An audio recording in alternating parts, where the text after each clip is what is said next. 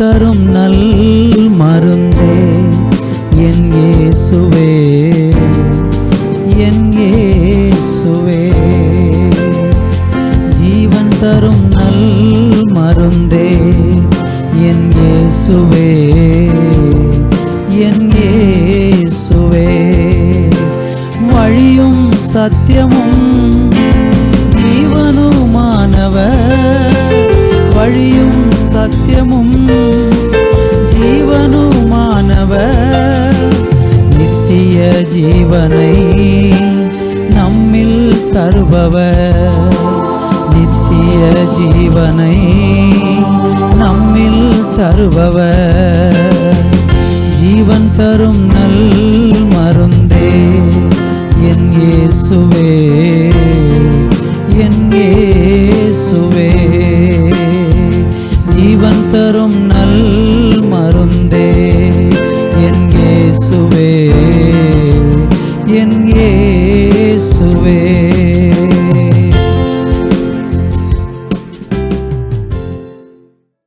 Thoothukudi revival Christian assembly ministries வழங்கும் ஜீவன் தரும் நல்வரது என்ற இந்நிகழ்ச்சிக்கு உங்களை அன்புடன் வரவேற்கிறோம்.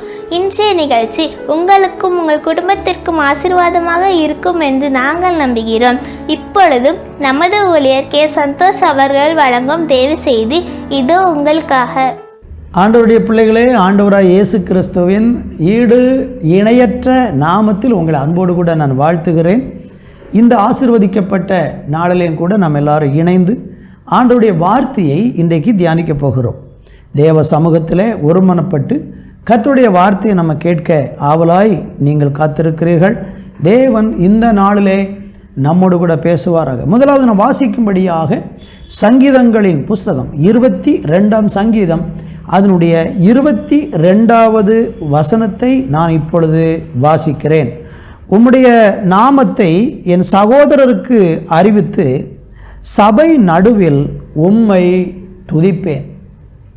அன்பு தேவ பிள்ளைகளே, வாசித்து கேட்ட இந்த வேத வசனத்தில் ஆண்டவருடைய வார்த்தை நமக்கு சொல்லுகிறது, உம்முடைய நாமத்தை என் சகோதரருக்கு அறிவித்து சபை நடுவில் உம்மை துதிப்பேன். தேவனை துதிக்கிறதை குறித்து ஒரு அழகான வார்த்தை இங்கே சொல்லப்பட்டிருக்கிறது. பரிசுத்த வேதாகமம் முழுவதும் நம்ம தியானித்து பார்த்தால் தேவனை துதிக்கிறதை குறித்த ஏராளம் காரியங்கள் வேதத்தில் சொல்லப்பட்டிருக்கிறது. நம்முடைய ஆண்டவராகிய கர்த்தர் துதிகளின் மத்தியில் வாசம் பண்ணுகிறவர் என்று வேதம் சொல்லுகிறது. கர்த்தர் துதிக்கப்படத்தக்கவர், அவர் ஸ்தோத்தரிக்கப்படத்தக்கவர், அவர் ஆராதனைக்குரியவர், அவர் கனத்துக்குரியவர், அவர் புகழ்ச்சிக்குரியவர். ஆண்டவரை நாம் எப்பொழுதும் துதிக்க வேண்டும், ஆராதிக்க வேண்டும் என்று ஆண்டவர் எதிர்பார்க்கிறார். கர்த்தரை துதிக்க துதிக்க ஒரு மனுஷனுடைய வாழ்க்கை ஆசீர்வதிக்கப்படும். அதில் நீங்கள் 23வது வசனத்தை வாசிக்கும்போது அங்கே இப்படி சொல்லப்பட்டிருக்கு, கர்த்தருக்கு பயப்படுகிறவர்களே அவரை துதியுங்கள், யாக்கோபின் சந்ததியாரே நீங்கள் எல்லாரும் அவரை கனம் பண்ணுங்கள், இஸ்ரவேலின் வம்சத்தாரே நீங்கள் எல்லாரும் அவர் பேரில் பயபக்தியாய் இருங்கள். கர்த்தருக்கு பயப்படுகிறவர்களே நீங்கள் அவரை துதியுங்கள் என்று சொல்லப்பட்டிருக்கிறார். அன்பு தேவப்பிள்ளைகளே, கர்த்தரை நாம் துதிக்க வேண்டுமா? கர்த்தரை துதிக்க வேண்டும் என்று வேதம் நமக்கு அழகான ஒரு ஆலோசனையை கொடுக்கிறது. ஒரு மனுஷன் கர்த்தரை துதிக்க துதிக்க துதிக்க அவனுடைய வாழ்க்கை எவ்வளவாய் ஆசீர்வதிக்கப்படும் என்பதை நாம் இன்றைக்கு தேவ வார்த்தையின் மூலமாக கற்றுக்கொள்ளப் போகிறோம். ஏசாயா தீர்க்க தரிசன புஸ்தகத்தில் 38ஆம் அதிகாரம் அதனுடைய 18வது வசனத்தை வாசிக்கும்போது ஆண்டவரை துதிக்கிறதை குறித்து சொல்லப்படுகிற இன்னொரு வார்த்தையை உங்களுக்கு நான் வாசிக்க விரும்புகிறேன். பாதாளம் உம்மை துதியாது, மரணம் உம்மை போற்றாது, குழியில் இறங்குகிறவர்கள் உம்முடைய சத்தியத்தை தியானிப்பது இல்லை. வசனத்தை கவனியுங்கள், பாதாளம் உம்மை துதியாது. கர்த்தருடைய பிள்ளைகள் கர்த்தரை துதிக்கணும், தேவனை தொழுது கொள்ளணும். ஆனால் பாதாளத்தில் கர்த்தரை துதிக்கிறவங்க யாருமே இருக்க மாட்டாங்க. அங்கே எல்லாருமே கர்த்தரை ஆண்டவருக்கு விரோதமாக பேசுகிறவங்களும், அழுகிறவங்களும், கூக்குரல் எழுகிறவங்களும், முறுமுறுக்கிறவர்களும், பல்லை கடித்து கொண்டு இருக்கிறவர்களும் தான் அங்கே பாதாளத்தில் இருப்பாங்க. ஒரு மனுஷன் பாதாளத்துக்கு போய்விட்டால் அவன் கர்த்தரை ஒரு நாளும் துதிக்க மாட்டான். ஆனால் இந்த பூமியிலே வாழக்கூடிய ஒவ்வொரு மனுஷனும் கர்த்தரை எப்பொழுதும் துதிக்க வேண்டும் என்று வேதம் நமக்கு ஆலோசனை சொல்லுகிறது. சங்கீதம் 6ஆம் சங்கீதத்திலே 5வது வசனத்தை கூட நான் உங்களுக்கு வாசிக்க விரும்புகிறேன். மரணத்தில் உம்மை நினைவு கூறுவதில்லை, பாதாளத்தில் உம்மை துதிப்பவன் யார்? பார்த்தீங்களா, பாதாளத்தில் அப்போ எந்த ஒரு மனுஷனும் கர்த்தரை துதிக்க மாட்டான். அப்போ தேவனை துதிக்க வேண்டிய இடம் ஒன்று பூமி, ரெண்டாவது தேவனுடைய ராஜ்யம் அல்லது பரலோகம். பரலோகத்தில் 24 மணி நேரமும் கர்த்தரை எல்லாரும் துதித்து கொண்டிருக்கிறாங்க. அதுபோல் பரதீசாவில் ஆண்டவரை துதித்து கொண்டிருக்கிறாங்க.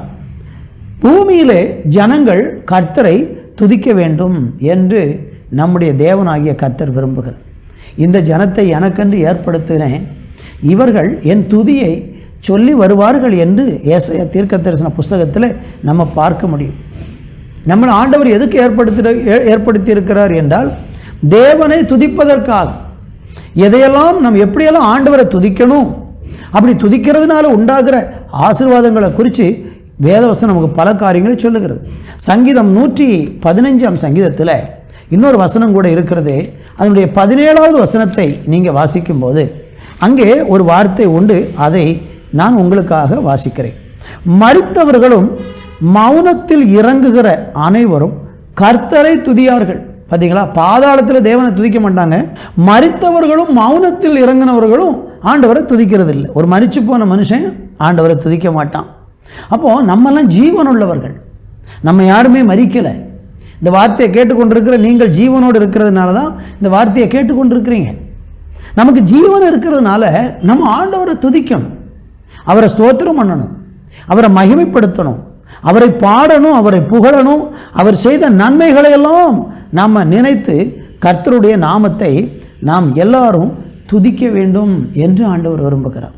நீங்கள் நினைக்கலாம், ஆண்டவரை துதிக்கிறதுல அப்படி என்ன விசேஷம் இருக்கிறது என்று நீங்கள் யோசிப்பீங்கன்னா, ஏராளம் காரியங்கள் ஆண்டவர் செய்த நன்மைகளை நம்ம நினைக்கும் போதும், அவர் நம்மளை நடத்துகிற விதங்களை நம்ம நினைக்கும் பொழுதெல்லாம் ஆண்டவரை துதிக்காமல் இருக்கவே முடியாது.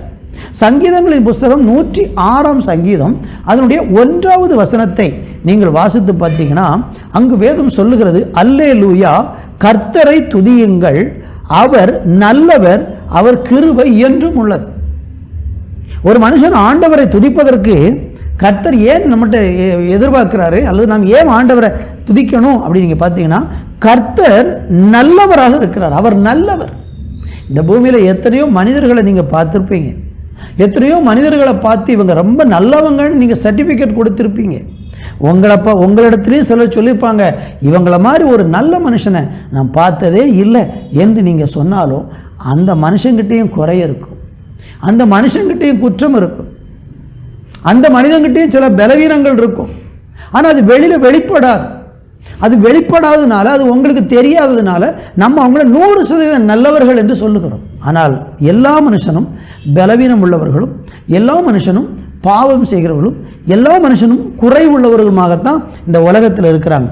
நல்லவர் அப்படின்னு சொன்னால் பூரணமான ஒரு சின்ன குறை கூட இல்லாத ஒருவர் உண்டென்றால் அவர் கர்த்தராகிய தேவன் ஒருவரே.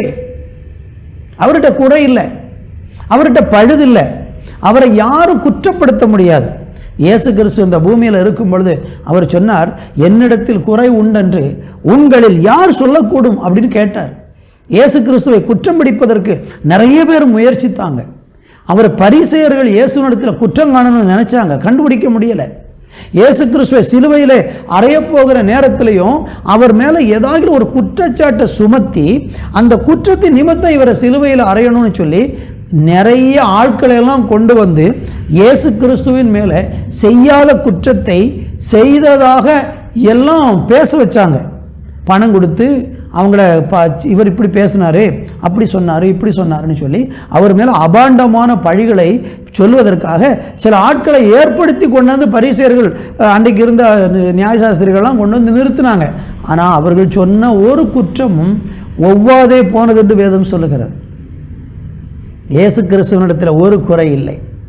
இயேசு கிறிஸ்துவை மரணத்துக்கு நியாயம் தீர்த்ததான பிலாத்துவை குறித்து நீங்கள் பார்த்தீங்கன்னா அவன் சொல்கிறான், இந்த நீதிமானிடத்தில் ஒரு குறையும் நான் காணவில்லை என்று சொல்லி தன்னுடைய கையை கழுவுனதாக வேதம் நமக்கு சொல்லுகிறது.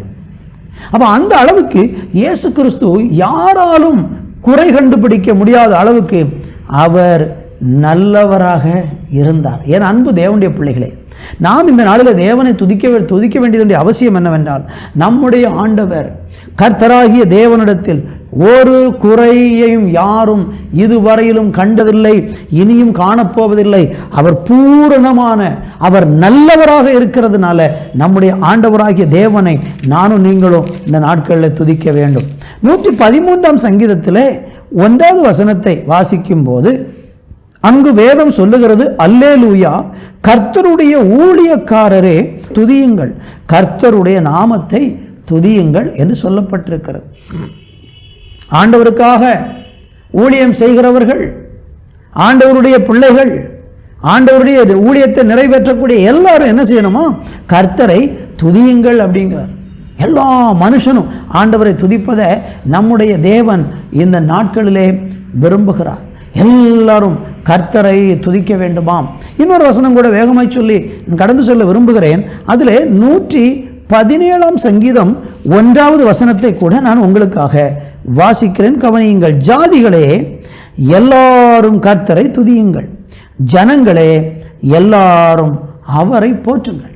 பார்த்தீங்களா, யாரெல்லாம் ஆண்டவர் ஊழியக்காரங்களை துதிக்க சொல்லிட்டு இங்கே கர்த்தர் சொல்றாரு, ஜாதிகளே எல்லாரும் கர்த்தரை துதியுங்கள். இன்றைக்கி மனிதர்களை ஜாதி அடிப்படையில் பிரித்து வச்சிருக்கிறாங்க. அந்த ஜாதி இந்த ஜாதி எல்லாம் மனுஷன் கண்டுபிடிச்சு பிரித்து வச்சிருக்காங்க. கர்த்தர் யாரையுமே அப்படி சொல்லலை.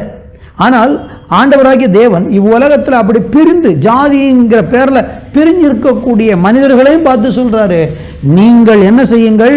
கர்த்தரை துதியுங்கள், ஜனங்களே எல்லாரும் அவரை போற்றுங்கள் அப்படின்னு சொல்கிறார்.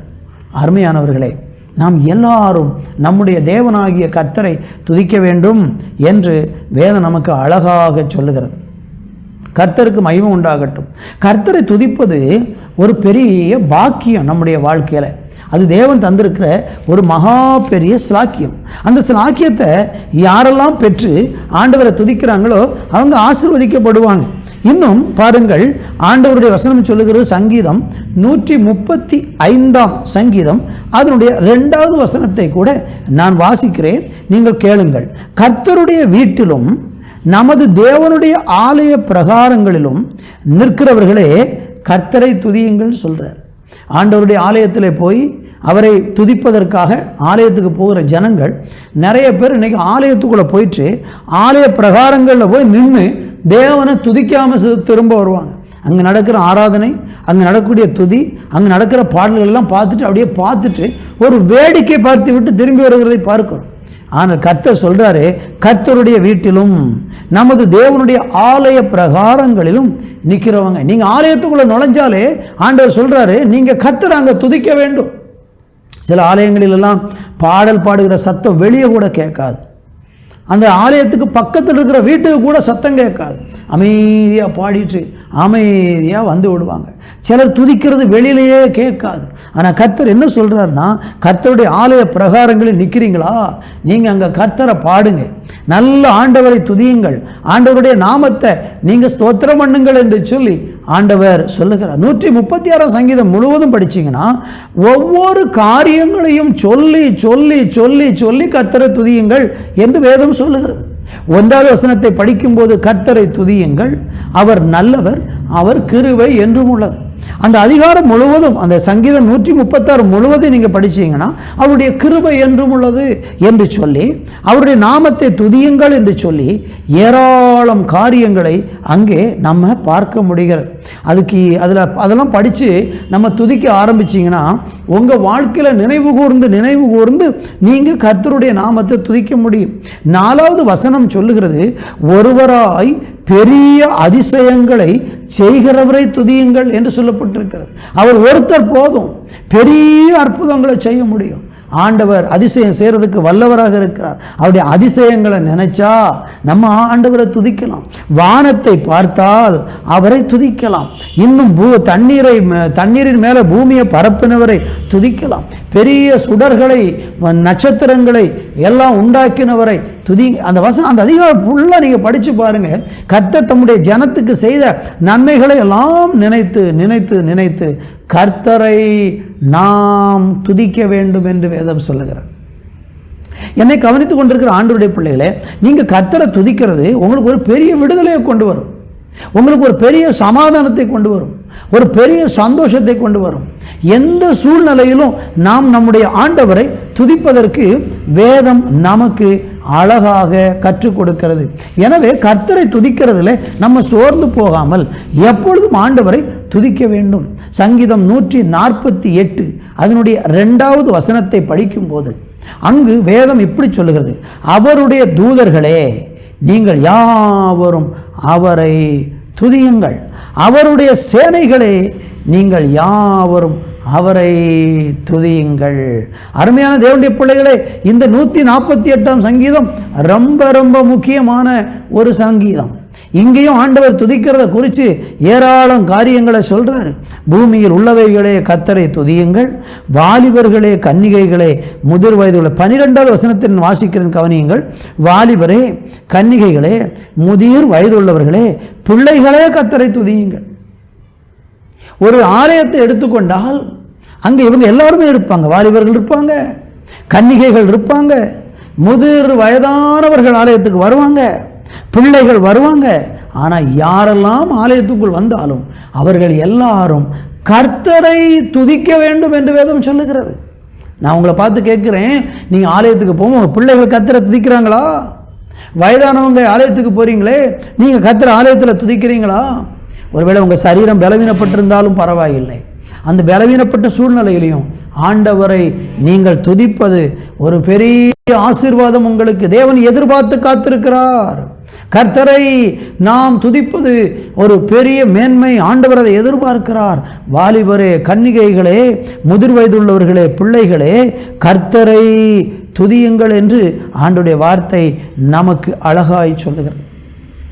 மனுஷர்களை மாத்திரம்தான் தேவனை துதிக்கணும்னு கர்த்தர் விரும்புகிறாரா? இல்லை.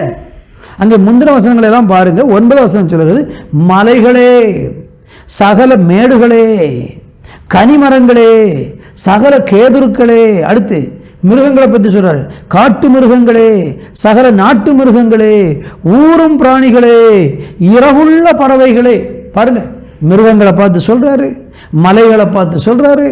அப்புறம் பூமியின் ராஜாக்களே, ராஜாக்கள் எல்லாம் கர்த்தரை துதிக்கணுமா? சகல ஜனங்களே பிரபுக்களே பூமியில் உள்ள நியாயாதிபதிகளே சகல நியாயாதிபதிகளே நீங்கள் எல்லாரும் கர்த்தரை துதிக்க வேண்டும் என்று ஆண்டவர் விரும்புகிறார். பூமியில் உள்ள எல்லாரும் கர்த்தரை துதிக்கணும்.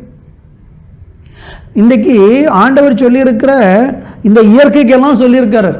மலையை பார்த்து சொல்றாரு, அக்கினியை பார்த்து சொல்றாரு, உறைந்த மலையை பார்த்து சொல்றாரு, மூடு பனியை பார்த்து சொல்றாரு, பெருங்காற்றை பார்த்து சொல்றாரு. இவைகளெல்லாம் கர்த்தரை துதியுங்கன்னு இயற்கையை பார்த்து தேவன் சொல்லியிருக்கும் போது அந்த இயற்கையெல்லாம் அழகாக அதை செய்கிறது.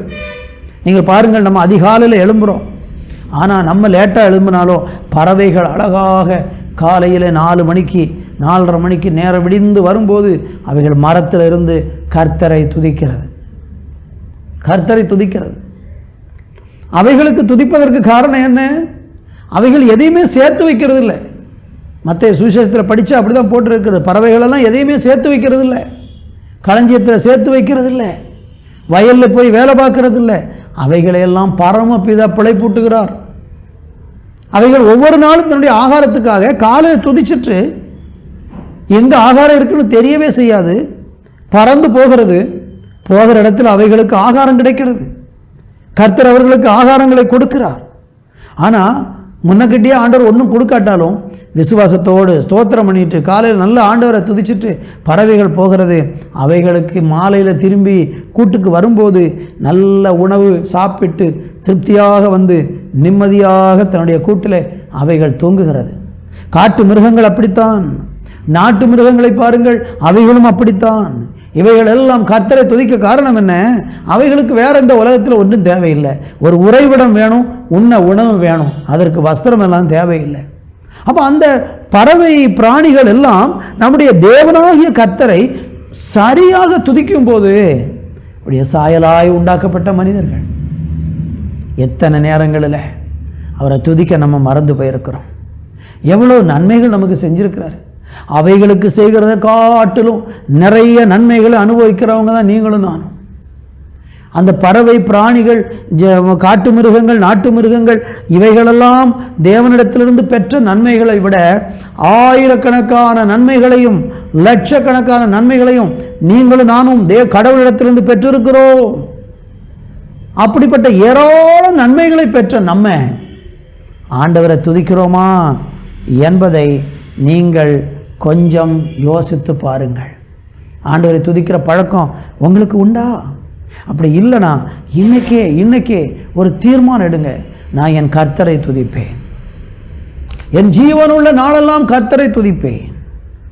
என் தேவனாகிய கர்த்தருக்கு நான் எனக்கு உயிருள்ள நாளெல்லாம் அவரை ஸ்தோத்தரிப்பேன்னு சொல்லி அவரை பாட்டுனால, துதியினால, ஸ்தோத்திரத்தினால அவரை மகிமைப்படுத்த நீங்கள் மறக்க வேண்டாம். இன்னும் பாருங்கள், 150ஆம் சங்கீதம் ரொம்ப முக்கியமான ஒரு சங்கீதம். இந்த சங்கீதத்தில் நம்ம ஆண்டவரை எப்படி துதிக்கணும், ஆண்டவரை எதற்காக துதிக்கணும், ஆண்டவரை எங்கே துதிக்கணும், எதை கொண்டு துதிக்கணும், யாரெல்லாம் துதிக்கணும்னு ஆண்டவர் ஒரு விளக்கமாக அந்த சங்கீதத்தில் எழுதி வச்சிருக்கிறார். முதலாவது வசனத்தில் படிக்கும்போது அல்லேலூயா, தேவனை அவருடைய பரிசுத்த ஸ்தலத்தில் துதியுங்கள் அப்படின்னு சொல்லியிருக்கிறார். நல்லா கவனிங்க, கர்த்தரை எங்கே துதிக்கணுமா? அவருடைய பரிசுத்த ஸ்தலத்தில். பழைய ஏற்பாட்டில் தேவன் வாசம் பண்ணுகிற ஒரு ஆலயம் இருந்தது, அது பரிசுத்த ஸ்தலம் என்று அறியப்பட்டது. அந்த பரிசுத்த ஸ்தலத்தில் பழைய ஏற்பாட்டு காலத்தில் கர்த்தரை ஆராதித்தார்கள். ஆனால் புதிய ஏற்பாட்டில் அப்படி அல்ல. 2-3 பேர் அவருடைய நாமத்தில் எங்கே கூடி வந்தாலும் அந்த இடம் பரிசுத்த ஸ்தலம் தான். அங்கே நீங்கள் கர்த்தரை துதிக்கணும். அப்போ நம்ம கூடி வருகிற இடத்துல எல்லாம் கர்த்தரை துதிக்க வேண்டும். கர்த்தருக்கு மகிமை. ஏன் துதிக்கணுமா? 2வது வசனம், அவருடைய வல்லமை உள்ள கிரியைகளுக்காக அவரை துதியுங்கள், மாட்சிமை பொருந்திய அவருடைய மகத்துவத்திற்காக அவரை துதியுங்கள் அப்படிங்கிறார். அப்போ அவருடைய வல்லமை உள்ள கிரியைகளுக்கு. அப்போ எதுக்கு துதிக்கணும்? அவருடைய வல்லமையான கிரியைகள். ஆண்டவருடைய கிரியைகள் வல்லமையானது. எவ்வளோ பெரிய காரியங்கள் எல்லாம் அவர் ஒவ்வொரு நாளும் செய்து கொண்டிருக்கிறார் என்று யோசித்து பாருங்க. அவருடைய வல்லமை உள்ள கிரியைகளுக்காக அவரை துதியுங்கள் என்று 2வது வசனம் சொல்லுகிறது. அப்புறம் எப்படி துதிக்கணும்? நிறைய பேருக்கு அது தெரியாது.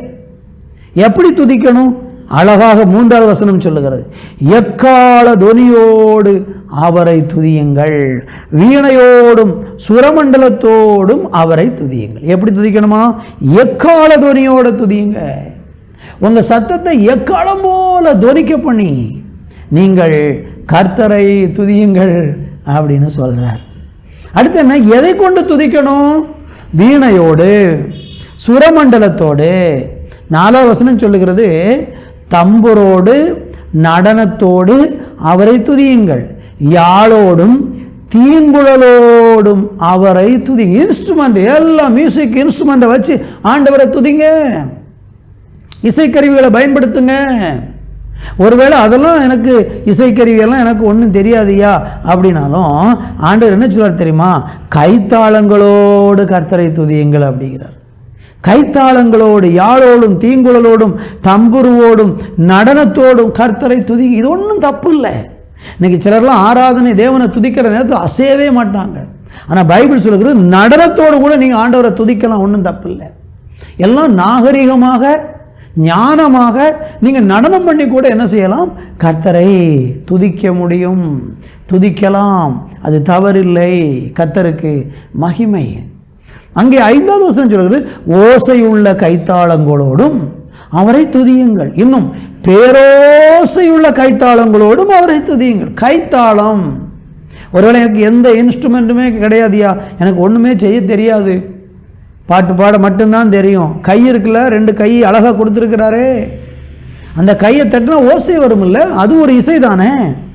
அப்போ ஓசையுள்ள கைத்தாளத்தோடும் பேரோசையுள்ள கைத்தாளங்களோடும் அவரை துதியுங்கள் அப்படிங்கிறார். கடைசியாக அந்த வசனம் சொல்லி முடிக்கிறதை பாருங்கள். சுவாசமுள்ள யாவும் கர்த்தரை துதிப்பதாக.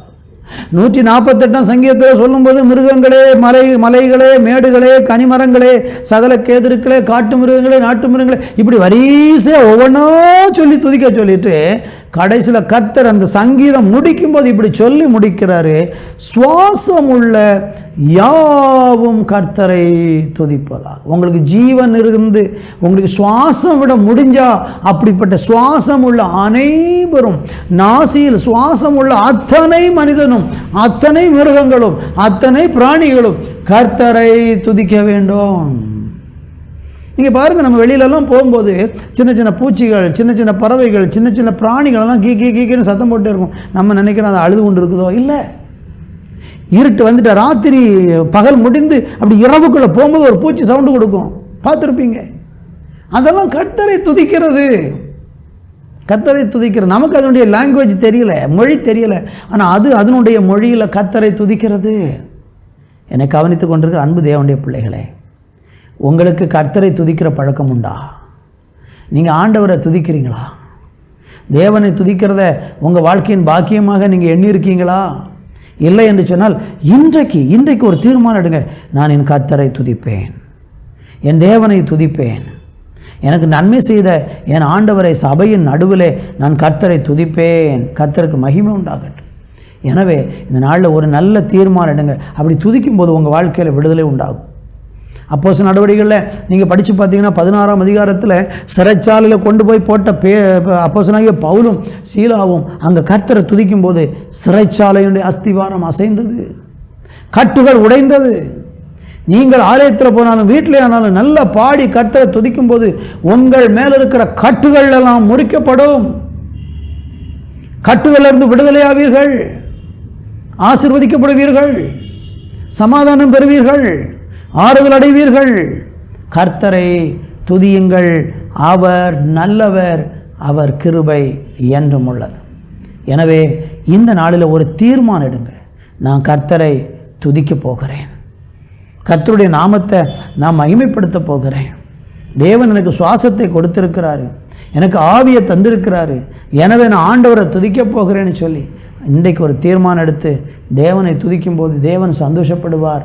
அப்படி சந்தோஷப்படும் போது அவர் உங்களை ஆசீர்வதிப்பார்.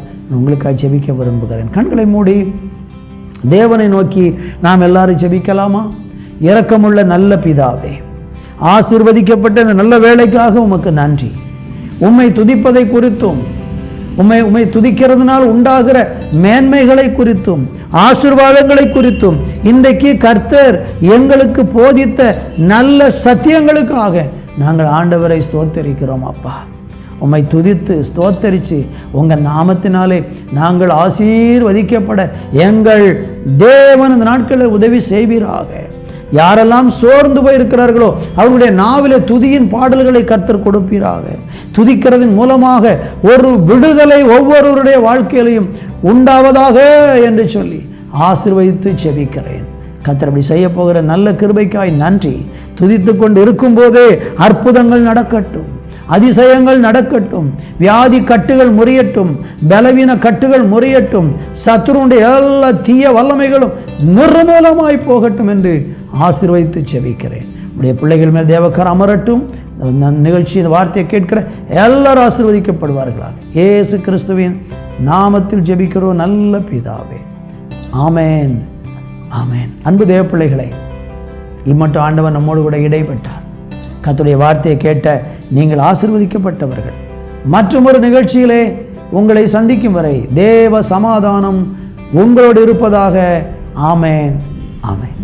அன்பானவர்களே, கர்த்தருடைய வேதம் குறைவற்றதும் ஆத்துமாவை உயிர்ப்பிக்கிறதுமாய் இருக்கிறது என்று நாம் வேதத்தில் வாசிக்கிறோம். இன்றைக்கு நீங்கள் பார்த்த சத்தியமும் உங்கள் ஆவி, ஆத்துமா, சரீரத்தை நிச்சயமாக உயிர்ப்பிக்கும் என்பதில் எவ்வளவேனும் சந்தேகம் இல்லை. மீண்டும் அடுத்த வார நிகழ்ச்சிக்காக ஜெபத்துடனும் எதிர்பார்ப்புடனும் காத்திருப்போம். கர்த்தர் உங்களை ஆசீர்வதிப்பாராக. ஆமேன். Our address: Revival Christian Assembly Ministries, 17 bar 3, Brainagar 2nd Street East, Chuchagurin. Contact 944 277 8986.